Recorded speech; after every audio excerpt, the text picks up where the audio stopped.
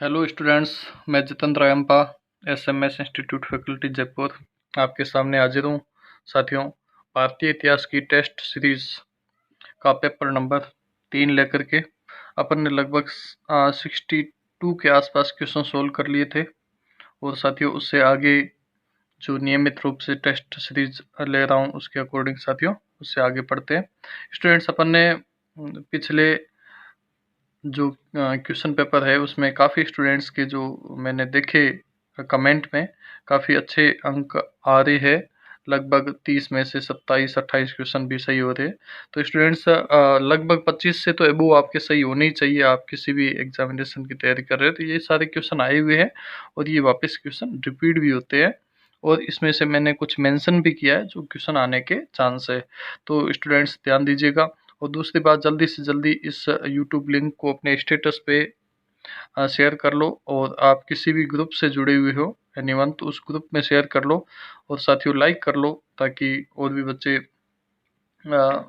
जुड़ जाएंगे शेयर करने से। और लाइक कर लो साथियों ताकि मुझे मोटिवेशन मिलेगा, फीडबैक मिलेगा कितने स्टूडेंट्स मुझे लाइक करते हैं। ठीक बात है स्टूडेंट्स, शेयर अभी तक यदि नहीं किया तो शेयर कर लो। और सब्सक्राइब नहीं किया साथियों, जल्दी से जल्दी मेरे इस यूट्यूब चैनल को आपने सब्सक्राइब नहीं किया तो सब्सक्राइब कर लो। चलो साथियों, क्वेश्चन की टेस्ट सीरीज का नेक्स्ट क्वेश्चन शुरू करते हैं।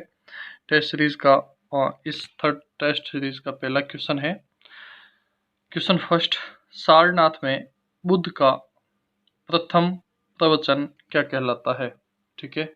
फर्स्ट महाभिनिष्क्रमण, सेकंड महापरिनिर्वाण, थर्ड महामस्तकाभिषेक और चौथा है आपके धर्म चक्र प्रवर्तन। जल्दी से जल्दी जवाब दो। आपको प्रत्येक क्वेश्चन के बाद में 10-12 सेकंड का समय दूंगा जिसमें आप आंसर बता सकते हैं कमेंट करके चैट बॉक्स में। जी ठीक है स्टूडेंट्स, जिसने इस क्वेश्चन का आंसर दिया है उनको चेक कर लो। साथियों, इसका आंसर है धर्म चक्र प्रवर्तन। साथियों, भगवान बुद्ध ने जो उपदेश दिए थे सारनाथ के अंदर, पहले सबसे पहला उपदेश सारनाथ में दिया था और सबसे अधिक श्रावस्ती में दिया था। तो सारनाथ वाले धर्म चक्र प्रवर्तन पहला उपदेश कहलाता है। सेकंड साथियों, महाभिनिष्क्रमण जो फर्स्ट ऑप्शन है इसका मतलब है भगवान बुद्ध का ग्रह त्याग महाभिनिष्क्रमण कहलाता है। और महापरिनिर्वाण साथियों मृत्यु, भगवान बुद्ध की मृत्यु हुई उसे महापरिनिर्वाण कहते हैं। नेक्स्ट क्वेश्चन आपके 64, सर्वप्रथम शून्यवाद या शून्यता का सिद्धांत प्रतिपादन करने वाले बौद्ध दार्शनिक का नाम क्या था? ऑप्शन फर्स्ट असंग, सेकंड वसुबंधु, थर्ड नागार्जुन और चौथा ऑप्शन है आपके डिग्नाग। जल्दी से जल्दी इस 64वें क्वेश्चन का जवाब दीजिएगा। टाइम दे रहा हूँ स्टूडेंट्स आपको।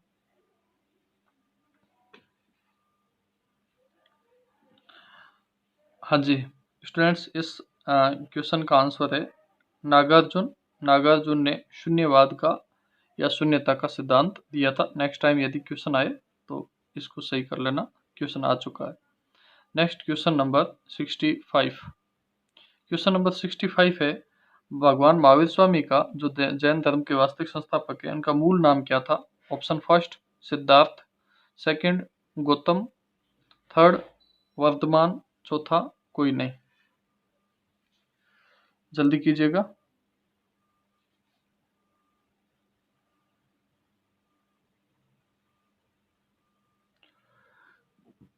हाँ जी साथियों, इसका आंसर जिसने सी बताया है वो बिल्कुल सही है। साथियों, इसका महावीर स्वामी का जो मूल नाम था वो सिद्धार्थ था, सॉरी वर्तमान था। और भगवान बुद्ध का मूल नाम था वो सिद्धार्थ था। ठीक है। वैसे महावीर स्वामी के पिता का नाम भी सिद्धार्थ ही था और गौतम तो भगवान बुद्ध को कहा जाता है गौतम बुद्ध। ठीक बात है। तो महावीर स्वामी का मूल नाम क्या था? 65 का 3 सिद्धार्थ। चलो नेक्स्ट क्वेश्चन। क्वेश्चन नंबर 66, किसे एशिया की रोशनी कहा जाता है? एशिया की रोशनी किस व्यक्ति को कहा जाता है? Option first Mahatma Gandhi, second Gautam Buddha, third माओ त्से तुंग, चौथा अकबर बादशाह। जल्दी से जल्दी इस क्वेश्चन का आंसर दो। जल्दी कीजिएगा।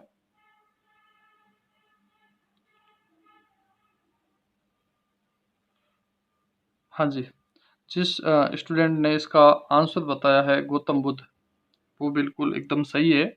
भगवान गौतम बुद्ध को एशिया की रोशनी कहा जाता है। क्वेश्चन आया हुआ है, वापस रिपीट हो सकता है। Question number 67। जैन परंपरा के अनुसार महावीर स्वामी कौन से तीर्थंकर थे?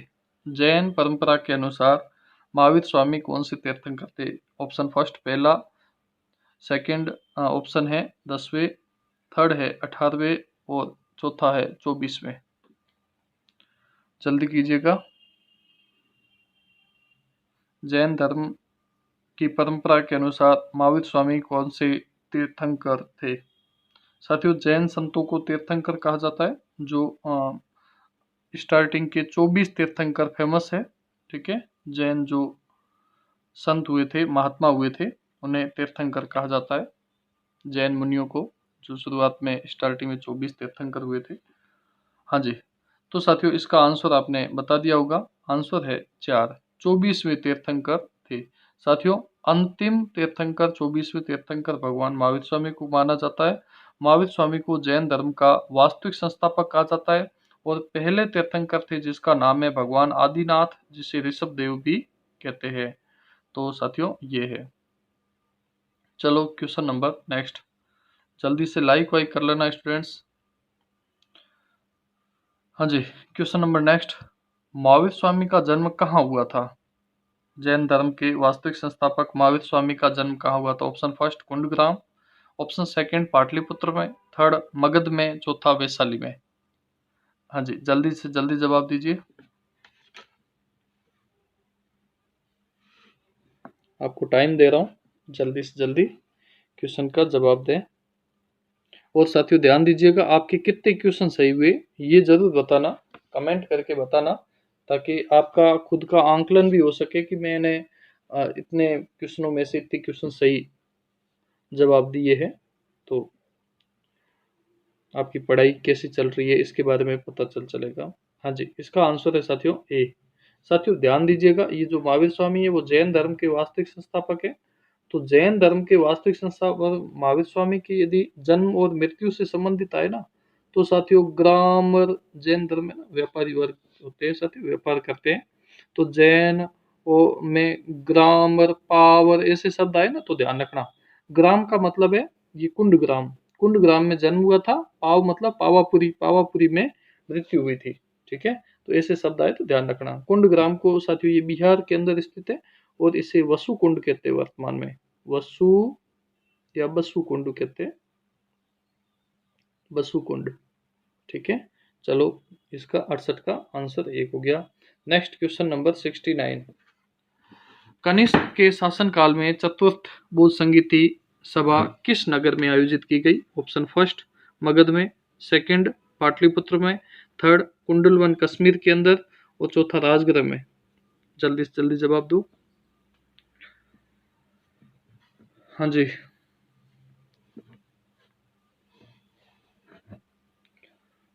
जल्दी करो स्टूडेंट्स, क्वेश्चन का आंसर दीजिएगा।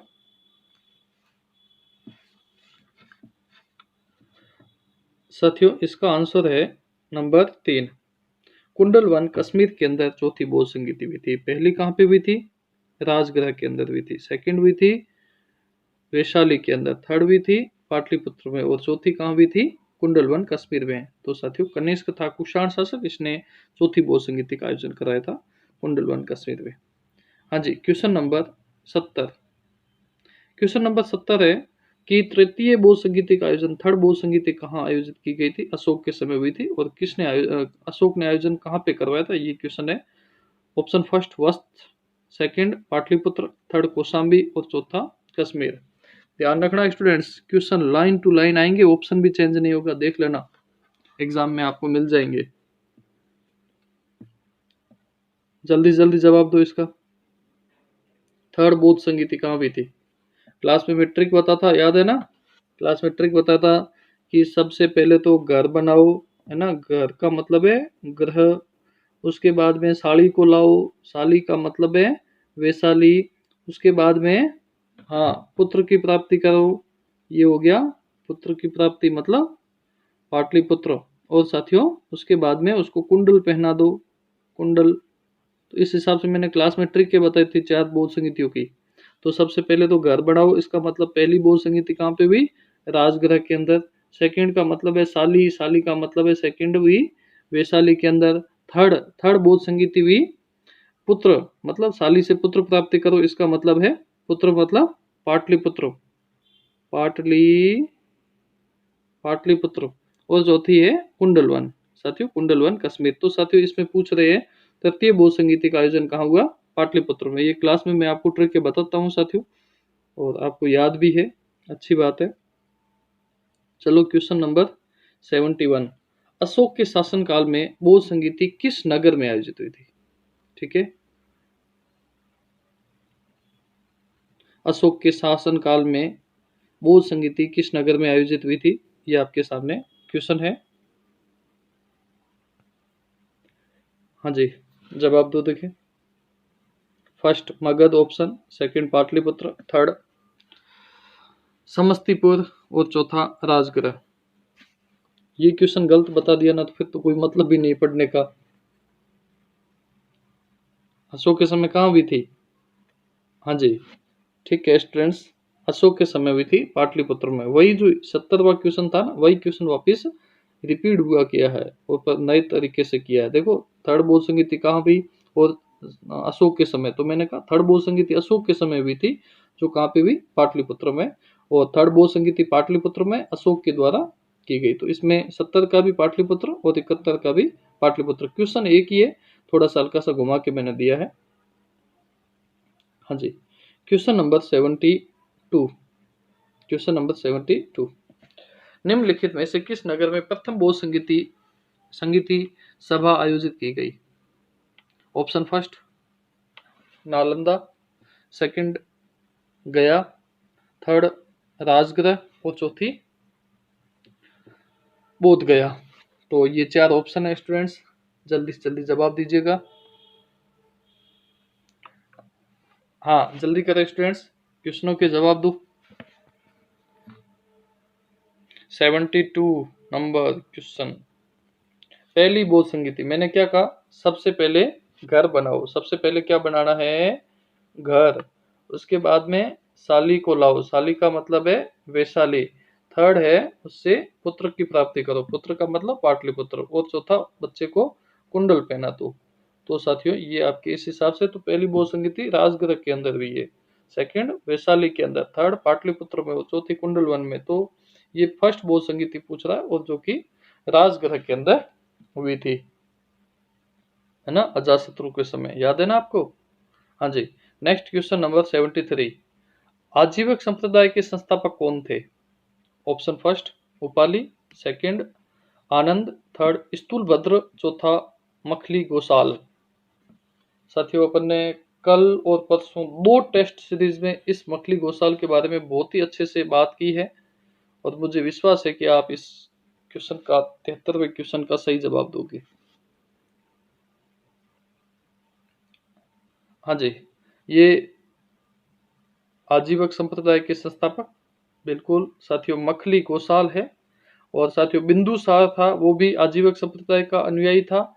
मखली गोसाल और भगवान बुद्ध और ये मखली गोसाल, इन दोनों का जो निर्वाण मतलब महापरिनिर्वाण मतलब मृत्यु हुई थी, वो साथियों आपके मगध के शासक हर्यक वंश के शासक अजात शत्रु के समय हुई थी। ये क्वेश्चन मैंने पहले भी रखा था, ठीक है, तो ये सही कर लेना। इसका 73वें का आंसर है 4। जो स्टूडेंट्स क्वेश्चन का सही आंसर बता रहे हैं वो अपने पास में पेन कॉपी रखे, उसमें मेंशन करें, और ध्यान रखें कि साथियों जो क्वेश्चन नहीं आ रहा है उसको तो लिख दें, और जो क्वेश्चन आ रहा है तो उसको गिने कि अपने कितने क्वेश्चन सही हुए, इसमें से सही कितने हुए और गलत कितने हुए, ठीक है, अपना खुद का मूल्यांकन खुद करें। नेक्स्ट 74। त्रिरत्न सिद्धांत, सम्यक धारणा, सम्यक चरित्र और सम्यक ज्ञान किस धर्म की महिमा है? वह है त्रिरत्न, सम्यक ज्ञान, सम्यक दृष्टि, सम्यक चरित्र, है ना, धारणा की जगह दृष्टि आ गया है, दृष्टि की जगह धारणा आ गया है। ठीक है। त्रिरत्न किससे संबंधित है? ऑप्शन फर्स्ट बौद्ध धर्म, सेकंड ईसाई धर्म, थर्ड जैन धर्म और निम्न में से कोई नहीं, चौथा ऑप्शन।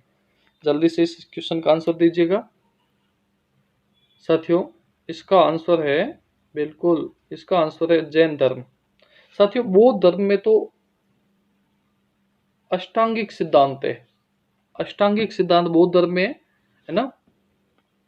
मैंने आपको याद भी करवा दी थे, सम्यक संकल्पन, सम्यक व्यायाम, सम्यक स्मृति, सम्यक समाधि, है ना, वो सारी चीजें मैंने आपको बता दी थी, याद करवा दी थी, है ना। तो आपको वो अष्टांगिक सिद्धांत आ जाए तो बौद्ध धर्म कर लेना। और साथियों ये जो त्रिरत्न आ जाए, सम्यक ज्ञान, सम्यक दर्शन और सम्यक चरित्र, है ना, दर्शन की जगह धारणा आ गया है, तो साथियों ये आपके जैन धर्म से है। 74वें का आंसर 3। नेक्स्ट, स्यादवाद का सिद्धांत किससे संबंधित है? ऑप्शन फर्स्ट लोकायत धर्म का, सेकंड शैव धर्म का, थर्ड जैन धर्म का और चौथा वैष्णव धर्म का। क्लास में मैंने जिस समय ये पढ़ाया था उस समय मेरे हाथ में मार्कर था और मैंने आपको बहुत ही अच्छे से उदाहरण दिया होगा कि ये मार्कर है और इसके अंदर असंख्य गुण हैं जिसको मैं महसूस नहीं कर सकता, और जो केवल्य ज्ञान वाला व्यक्ति है वही इसको महसूस कर सकता है। इसलिए मुझे हर बार यही होता है कि शायद यह है और शायद नहीं है, जिसको जैन धर्म के अंदर स्यादवाद कहते हैं। तो साथियों इसका आंसर क्या है? जैन धर्म का है और स्यादवाद। ठीक है, शायद है शायद नहीं है, तो ये साथियों इस क्वेश्चन का स्यादवाद का सिद्धांत, ये साथियों आंसर है जैन धर्म। ठीक है, नेक्स्ट क्वेश्चन। लाइक वाइक कर लिया क्या आप सभी ने स्टूडेंट्स? हाँ जी, लाइक कर लेना। नेक्स्ट 76, बौद्ध शिक्षा का केंद्र था। बौद्ध धर्म से संबंधित की जो राजवंश संरक्षण देगा वही साथियों बौद्ध धर्म का केंद्र बनाएगा। देखो देखिए कहाँ पे है बौद्ध शिक्षा का केंद्र था, जल्दी जल्दी जवाब दीजिएगा। ऑप्शन फर्स्ट है विक्रमशिला, सेकंड वाराणसी, थर्ड है गिरनार और चौथा है उज्जैन। जल्दी से जल्दी जवाब दीजिएगा। क्लास में मैंने इस हिसाब से आपको पढ़ाया होगा मैप बना करके, और जिस समय त्रिपक्षीय संघर्ष हुआ था उस समय मैंने इसको बताया होगा। हाँ, इसका आंसर जल्दी से जल्दी जवाब दो। मैंने यहाँ कहा यहाँ पे बंगाल था और बंगाल के अंदर पाल वंश था। ठीक है, पाल वंश के शासक थे जिसका नाम है धर्मपाल, और धर्मपाल ने साथियों विक्रमशिला विश्वविद्यालय की स्थापना की थी। और साथियों ये विक्रमशिला पाल है, पालों ने साथियों बौद्ध धर्म को संरक्षण दिया था। इस 76 का आंसर है ए। चलो क्वेश्चन नंबर 77, भारत में सबसे बड़ा बौद्ध स्तूप कहाँ है? भारत में सबसे बड़ा बौद्ध स्तूप कहाँ है, ये क्वेश्चन है आपके सामने। Option first Sarnath, option second Sanchi, third गया, चौथा अजंता। ये क्वेश्चन मैंने आपको पहले भी ये अभी रखे थे, उस क्वेश्चन में मैंने ये सांची के बारे में बताया था कि सांची क्यों प्रसिद्ध है इसलिए, और इसमें आपने एक दो स्टूडेंट्स ने बताया था कि अशोक के शिलालेखों के लिए, तो मैंने कहा शिलालेख नहीं है। ठीक है, तो साथियों इसमें ये क्वेश्चन है सबसे बड़ा बौद्ध स्तूप, इसका आंसर है बी। सांची के अंदर सबसे बड़ा बौद्ध स्तूप बना हुआ है, इसलिए साथियों सांची प्रसिद्ध है। चलो 78 क्वेश्चन नंबर, इसमें देखो देखें जैन समुदाय में प्रथम विभाजन के श्वेतांबर संप्रदाय के संस्थापक कौन थे? साथियों option first Sthulabhadra, second Bhadrabahu, third Kalakacharya और चौथा देवर्षि क्षमा श्रमण। जल्दी से इस क्वेश्चन का आंसर दो, जब तक मैं क्लास वाली आपको वापस रिपीट करवाता हूँ थोड़ा सा, जिस तरह से मैंने आप क्लास में बताया था। फर्स्ट जैन संगीति का आयोजन हुआ था पाटलिपुत्र के अंदर, और उस समय शासक थे पाटलिपुत्र के चंद्रगुप्त मौर्य। चंद्रगुप्त मौर्य भद्रबाहु के साथ में कर्नाटक के श्रवणबेलगोला नामक स्थान पे आ गए थे, और इन भद्रबाहु के अनुयायी, और ये उत्तर के अंदर जो स्थूलभद्र था, इस हिसाब से मैंने आपको बताया था। हाँ जी, तो साथियों ध्यान दीजिएगा, इसका आंसर है ए। स्थूलभद्र के अनुयायी है वो श्वेतांबर संप्रदाय से संबंधित थे। ठीक है, तो और भद्रबाहु के दिगंबर, दिगंबर जो कपड़े नहीं पहनते। भद्रबाहु की एक पुस्तक है कल्पसूत्र, इसमें भगवान महावीर स्वामी के आरंभिक जानकारी मिलती है। ठीक है, तो ये आंसर इसका होगा स्थूलभद्र। स्थूल लिखा, स लिखा हुआ ना, स से श्वेतांबर कर लो, और भद्रबाहु वाले दिगंबर, मतलब कपड़े नहीं पहनते। ठीक है, तो इसका आंसर ये होगा। नेक्स्ट है, भारत में सबसे प्राचीन विहार कौन सा है? भारत में सबसे प्राचीन विहार कौन सा है? भारत में सबसे प्राचीन विहार कौन सा है? जल्दी से जल्दी जवाब दीजिएगा।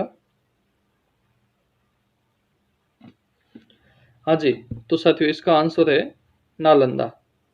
नालंदा बताया है वो बिल्कुल सही है। चलो नेक्स्ट देखते हैं, क्वेश्चन नंबर 80। प्रथम जैन महासभा का आयोजन कहाँ हुआ था? जल्दी से जल्दी बता दीजिए आंसर। फर्स्ट है Pataliputra, second option Vallabhi, third Abu, और चौथी पावा, चौथा ऑप्शन पावा। तो जल्दी से जल्दी बताइए, इस क्वेश्चन का जवाब दो।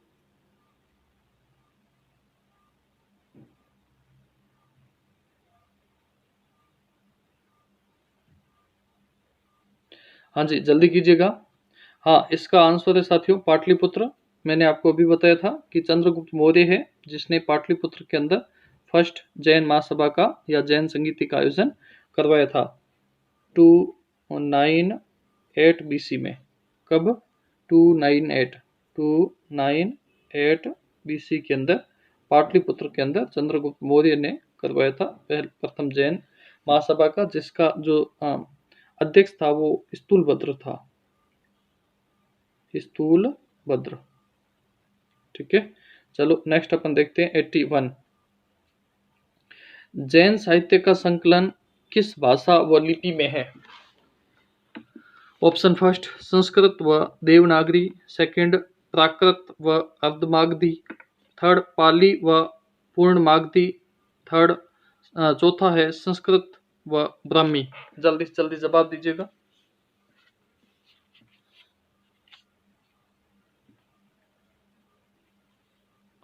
हाँ जी, जल्दी से जल्दी जवाब दो साथियों। लिखा हुआ क्या है? जैन साहित्य। यदि बौद्ध होता तो अपन साथियों पाली कर लेते, किंतु जैन है तो भाषा कौन सी होगी? प्राकृत और अर्धमागधी होगी। इसका आंसर है बी। इसका आंसर है आपके बी सही है। चलो क्वेश्चन 82। मिलिंद पन्नो, मिलिंद पन्नो मतलब मिलिंद के प्रश्न राजा मिलिंद और किस बौद्ध भिक्षु के मध्य संवाद हुआ था? साथियों एक राजा था मिनांडर जिसे मिलिंद कहते हैं, उसके और बौद्ध भिक्षु जिसके बीच में संवाद हुआ था, उसका वर्णन मिलिंद पन्नो नामक पुस्तक के अंदर वर्णित है। तो ये साथियों ऑप्शन है, option first Nagasena, option second ये नाग लिखा हुआ है नाग, सेकंड है नागार्जुन, थर्ड नाग भट्ट, और चौथा कुमारिल भट्ट। मिलिंद पन्नो, मिनांडर और किस बौद्ध भिक्षु के बीच में संवाद हुआ था? हाँ जी साथियों, इसका आंसर जिसने ए बताया हो बिल्कुल सही है। नागसेन और राजा मिनांडर जिसे मिलिंद कहते हैं, उन दोनों के बीच में इस जो संवाद हुआ था उसका वर्णन मिलिंद पन्नो के अंदर वर्णित है। चलो 83 क्वेश्चन नंबर 83। बौद्ध धर्म के महायान और हीनयान संप्रदायों में सर्वाधिक मौलिक अंतर क्या है? ठीक है। ऑप्शन फर्स्ट अहिंसा पर बल, सेकंड जातीय रहित समाज, थर्ड देवी देवताओं की पूजा और चौथा है स्तूप पूजा। तो बौद्ध धर्म के यीन यान और महायान है, इसके बारे में बताइए साथियों।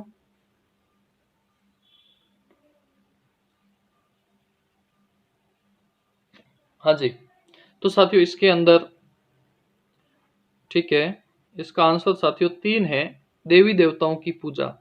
साथियों इसमें क्या है कि हीनयान है, संप्रदाय है, उसके जो संप्रदाय को फॉलो करने वाले भगवान बुद्ध को महापुरुष मानते हैं, और जो महायान वाले हैं वो भगवान मानते हैं, ईश्वर मानते हैं भगवान बुद्ध को। तो इसलिए साथियों इसमें क्या है, देवी देवताओं की पूजा है, जो कि हीनयान और महायान के बीच में मूल अंतर है। ठीक है, नेक्स्ट क्वेश्चन आपके स्टूडेंट्स लाइक वाइक कर लेना। ठीक, नेक्स्ट क्वेश्चन आपके सामने 84, बौद्ध संगीतियों के 4 आयोजकों का सही क्रम क्या है। बौद्ध संगीतियां भी थी, उसमें जो आयोजक मतलब राजा थे जिन्होंने संरक्षण दिया था, उसका ऑप्शन फर्स्ट कालाशोक, अजातशत्रु, अशोक और कनिष्क, सेकंड कनिष्क, अशोक, कालाशोक, अजातशत्रु, थर्ड है अशोक, कालाशोक, अजातशत्रु, कनिष्क, चौथा अजातशत्रु, कालाशोक, अशोक और कनिष्क। जल्दी से जल्दी पहली, दूसरी, तीसरी और चौथी बौद्ध संगीति का बताइए। देखे कल भी इसकी ट्रिक है, मैंने वैसे ही इस वीडियो के अंदर ही बता दी थी। जल्दी करो स्टूडेंट्स।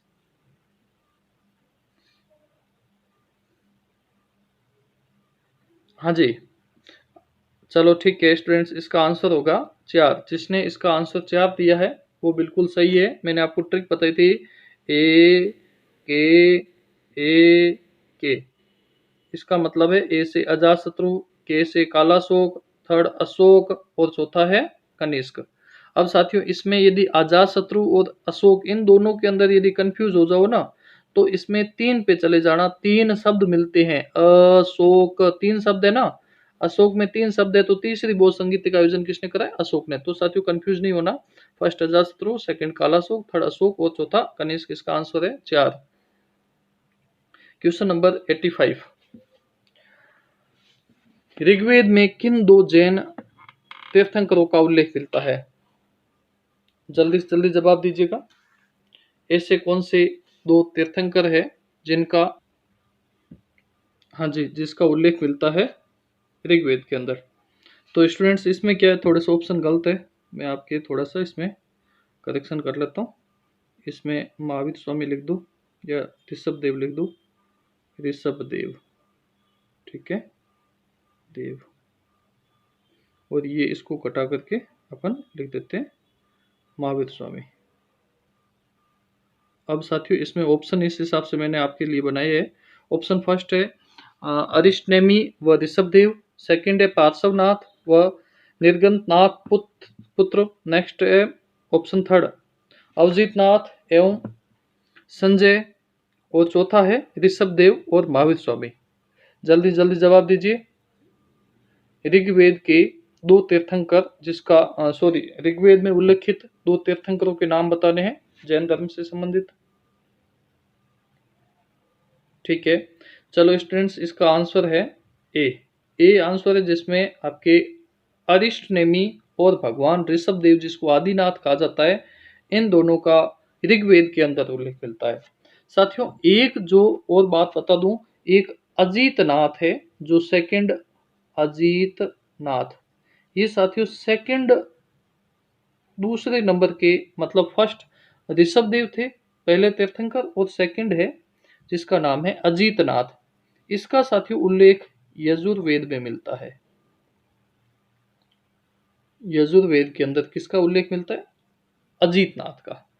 और साथियों अरिष्टनेमी और साथियों भगवान ऋषभदेव का उल्लेख ऋग्वेद के अंदर मिलता है। चलो नेक्स्ट क्वेश्चन नंबर 86, जैन साहित्य को कहा जाता है, जैन साहित्य किस नाम से जाना जाता है। फर्स्ट ऑप्शन आगम, सेकंड बी निगम, थर्ड ग्रंथ और चौथा बखार। जल्दी से इस क्वेश्चन का जवाब दीजिए, जैन साहित्य को किस नाम से जाना जाता है। ठीक है साथियों इसका आंसर ए जिसने बताया वो बिल्कुल सही है, आगम इसका आंसर होगा। Next question number 87। जैन ग्रंथ कल्पसूत्र में कल्पसूत्र के रचयिता है। साथियों मैंने अभी बताया था कि कल्पसूत्र वो ग्रंथ है जिसके अंदर भगवान महावीर स्वामी की आरंभिक जानकारी मिलती है, कब ग्रह त्याग किया, कब वस्त्रों का त्याग किया, वो सारी घटनाएं मिलती है। Option first Bhadrabahu, second Sthulabhadra, third Hemchandra Suri और चौथा है स्वयंभू। तो जल्दी से जल्दी इस 87 वाले क्वेश्चन का जवाब दे दो।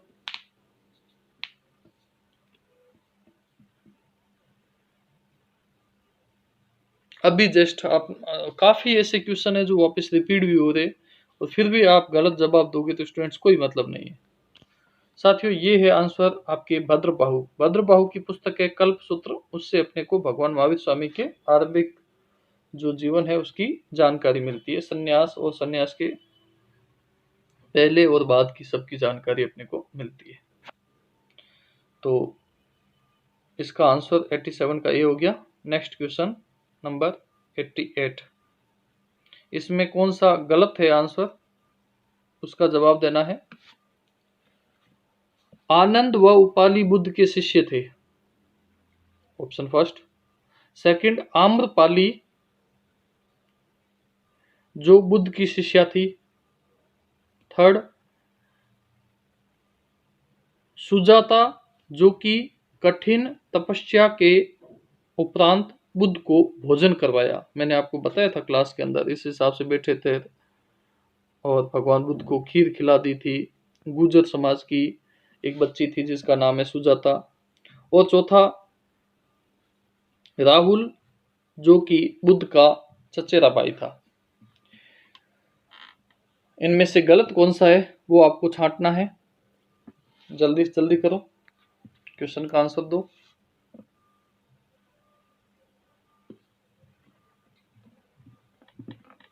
गलत कौन सा है?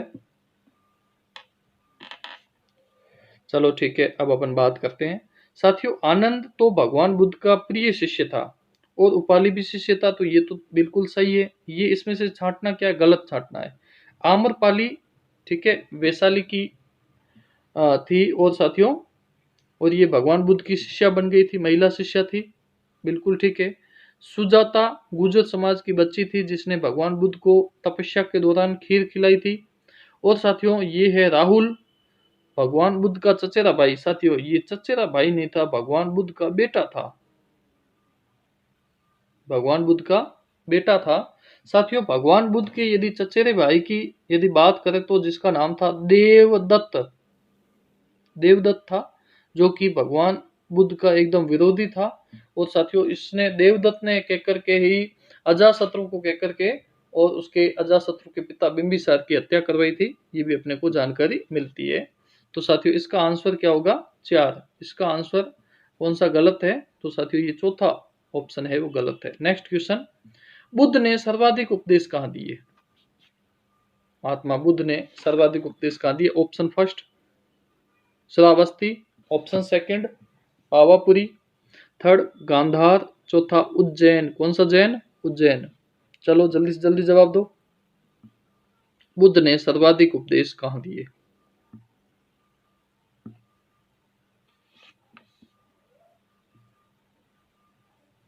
सारनाथ के अंदर पहला उपदेश दिया था भगवान बुद्ध का। पहला उपदेश सारनाथ में था, कौंडिन्य व 5 ब्राह्मणों को दिया था जिसे धर्म चक्र प्रवर्तन कहा जाता है। तो सर्वाधिक उपदेश कहाँ दिए?